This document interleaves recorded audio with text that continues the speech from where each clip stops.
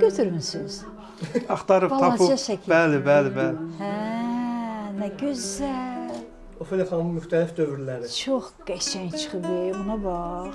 Bu filmdən, Bəli. bu lap cavan vaxtı. Bu mənim indiki belə arada, bu da lap cavan. Aqanyoksa da para baxlar. Bəli. Oy, nə gözəl. Çox sağ olun. Siz sağ olun. Yağlı boya ilə kətan üzərində çəkdiyim Yaradıcılığınıza portret. minnətdaram. Vallahi Allah özü sizə o qədər ömür versin ki, o qədər işləriniz olsun ki, belə hamısı görkəmli. Çox sağ olun. Səhnələr qazanasınız. Çox sağ olun. Minnətdaram. Uğurlar qazanasınız. Gözəl şəkildə. Bunu gələ buradan burax. Qəşəng şəkildə. Çox sağ olun. Əlləriniz var olsun. Gələ bunu buradan burax. Allah qoysun. Səhər vurarıq. Çox gözəl. Olub ümumiyyətlə sizin portret çəkiblərmi sizin üçün? Portret Bəli. yox, çəkməyiblər. Əlləriniz var olsun ay Allah. Çox sağ olun. Uğurlar olsun, həmişə uğur qazanasınız. Çox sağ olun.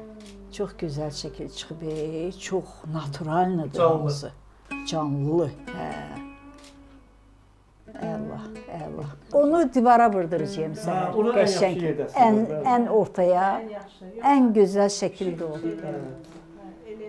Xatirə üçün. Çox gözəl. Sağ olun. Çox sağ olun.